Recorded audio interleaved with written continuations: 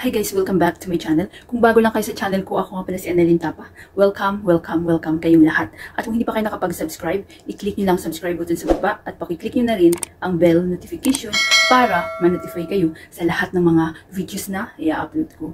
Kung bago lang kayo guys sa aking YouTube channel, nag-upload ako ng mga video tips, video tutorial, nang sa ganun ay may share ko ang kaalaman ko sa kapwa ko YouTubers, lalong-lalo na sa mga new YouTubers na nagsisimula pa lang gumawa ng kanilang channel. Hey guys, kamusta na kayong lahat? So sa video na ito guys, i-share ko sa inyo kung paano ba mag-add ng mga sound effects sa inyong mga videos at ang gamit natin is Video Maker.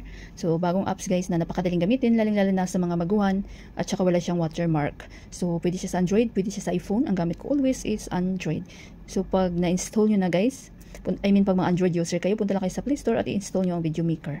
Then i-open na natin pag na-install nyo na. So pag na-install nyo siya guys, i-X lang natin. Mayroong new project, then mayroon siyang video.grow. So i-click nyo lang tong new project, then mapupunta kayo sa ating gallery. Mayroong video, mayroong photo, mayroong all. So dapat may naka-ready na kayong video na i-edit nyo at ako is hanap ako dito ng video na halimbawa ko sa inyo. So halimbawa ito guys, itong aming weaving. So click nyo lang yan, then red na arrow. So andito na tayo sa loob ng Video Maker. So i-play natin. So tanggalan muna natin siya guys ng music sound para marinig nyo yung aking sinasabi.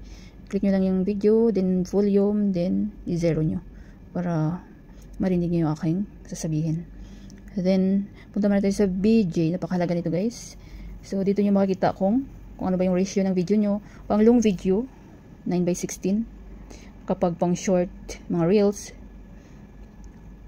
pang long video yung mga YouTube videos 16:9. Ayan. So lumiit siya guys kasi ang pag-record ko nito is pang short or pang reels. Kasi dapat kapag nag-film kayo guys, kapag pang short yung inyong video, dapat nakaganito yung mobile nyo patayo.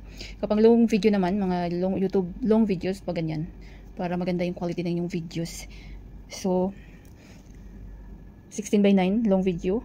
Pero gawin natin siyang 9:16 kasi pang reels to guys, itong aking record. Pang reels, if the reels, TikTok, yan. Then i-check nyo lang. Yan.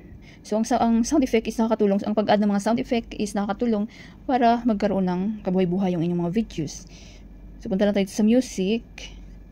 Then hanapin natin ang may sound, local, may effect, extract, record.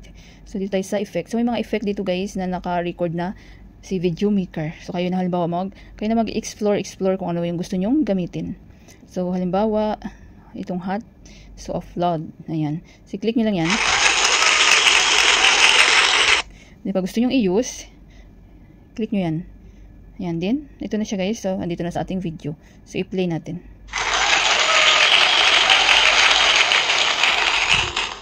So depende sa inyo kung dapat nababagay din yung i-add yung mga video, mga sound effect na babagay din sa inyong videos, di ba?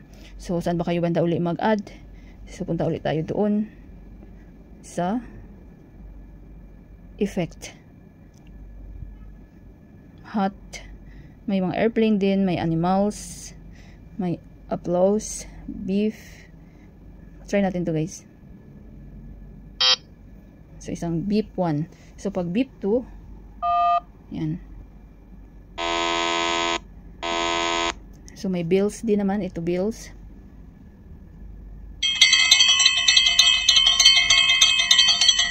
Bill 2. So napakarami dito guys, may funny din. Kayo bahala mag-explore guys. Friend kiss, funny laughing. Ayan, pag i-use nyo, so click nyo lang yan. Ayan. So ibagay nyo lang guys sa mga ibagay nyo lang, estimate nyo kung saan ba gusto nyo i-add yung mga sound effect.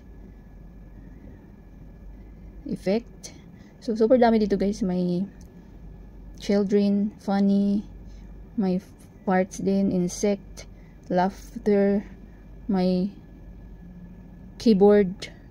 Kung gusto niyo mag-add ng yung mga tina-type, yung mga pag nag-type kayo mga caption, so pwede siya lagyan ng keyboard na sound. Eh.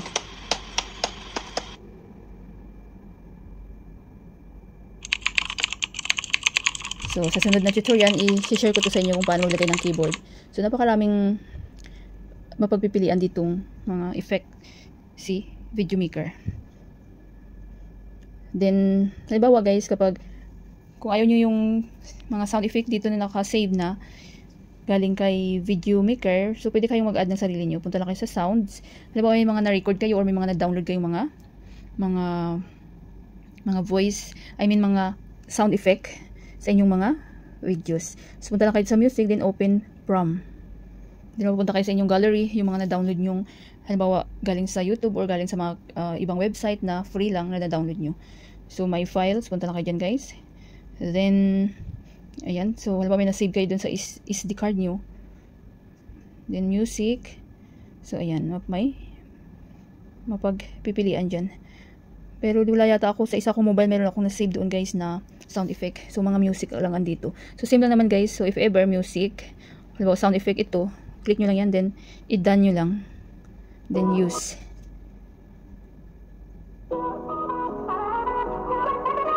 O, diba? So, napakadali lang gamitin, guys.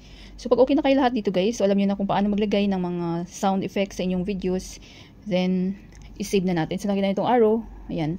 So, pag i-click yung arrow, ito yung lalabas. Wala na kayong pipindutin dyan. I-click nyo lang ang save at masisave na yan sa inyong mga cellphone or gallery. Sa akin, hindi ko na siya i-save dahil full memory na yung aking mobile.